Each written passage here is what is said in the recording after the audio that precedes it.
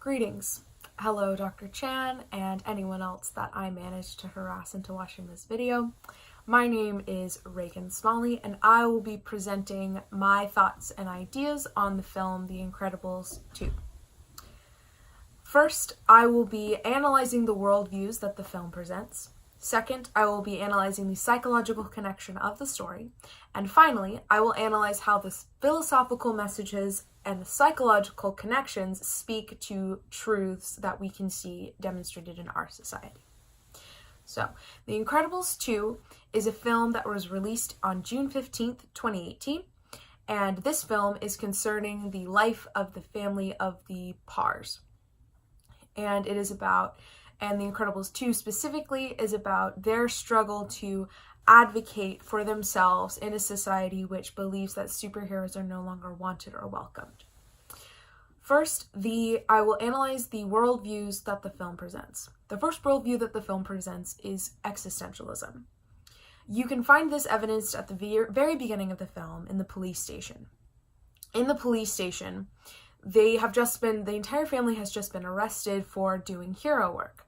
And Robert Parr is talking with one of the detectives, and he asks him, would you rather we have done nothing? Would you rather we have essentially stood by and watched everything happen? And the police officer, without turning around and looking at him, without even sparing him that courtesy, says, without a doubt. And he had explained previously that there were infrastructures in place that they were not necessary, that they did not need to act. And so what the police officer does is he takes away Robert Parr's choice. He says that you do not have a choice in this matter. There are other factors, and therefore you should not have made the choice that you did.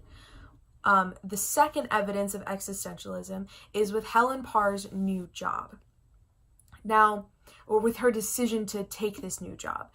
And so Helen faces a difficult decision when she must choose whether to stay with her family and advocate for them in that way and be a mother to them, or help her family by becoming by advocating for superheroes and getting the law changed.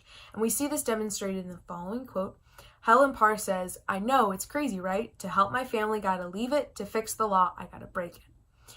And the key component of existential comes in Bob Parr's response whenever he says, "You've got to, so our kids can have that choice."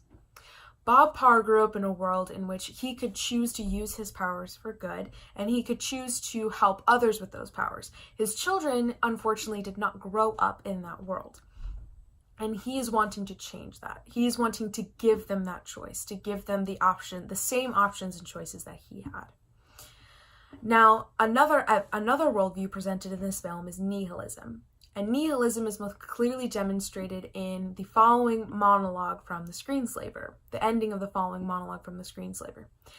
"You want superheroes to protect you and make yourselves ever more powerless in the process, while you tell yourself you're being looked after, that your interests are being served, and your rights are being upheld, so that the system can keep stealing from you, smiling at you all the while. Go ahead. Send your supers to stop me. Grab your snacks, watch your screens, and see what happens. You are no longer in control. I am." This demonstrates a clear will to power and shows the absurd level of control with which the Screenslaver desires to hold over society. Screenslaver shows no regard as to how she uses people as long as she gets what she wants in the end. And so there's a very clear will to power and a very clear demonstration of the fact that we should not allow ourselves to become dependent on things like technology, and we should instead be powerful and reliant only to ourselves. Evidence 2 of nihilism being found in the film The Incredibles 2 is found whenever they are on the boat. And on the boat, Screenslaver has one of the superheroes repeat the following sentence: "We no longer serve you, we serve only us. May the fittest survive." This again clearly demonstrates that will to power, that sort of overman mentality, which basically says that because I am stronger, because I have these powers and you do not, I am better than you, therefore I deserve to survive and you do not. So this again just speaks to that will to power kind of mentality. Next I will be analyzing the psychological connection of the story. The first example is the use of unjust laws in society.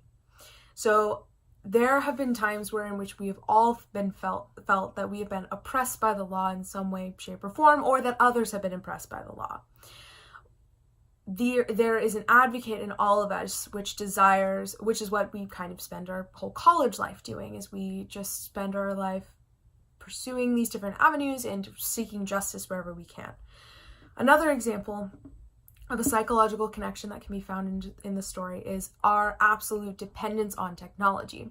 This is something that every viewer can identify with because they are, in fact, watching a screen at the very moment that this film is talking about how we are enslaved to screens, how we are enslaved to our experiences.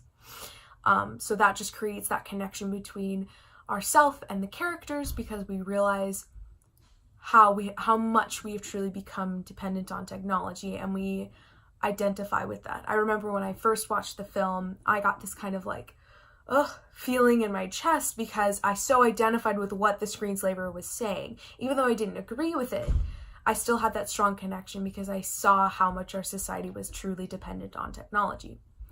Finally, I will analyze how the philosophical message and psychological connections speak to our society. The use of unjust laws connects to the idea that the objective reality should not affect what is true in our subjective reality. That we should all have that freedom of choice. If we don't have it, then we should be allowed to fight for it. This is one of the primary things that the film speaks to. It speaks to the fact that we all deserve choice. And second, our dependence on technology connects with the idea that nihilists believe that only the strongest and fittest should survive, and our dependence on technology makes us weak. And so we can clearly see these two philosophical ideas connected to the psychological evidence in the story. Thank you.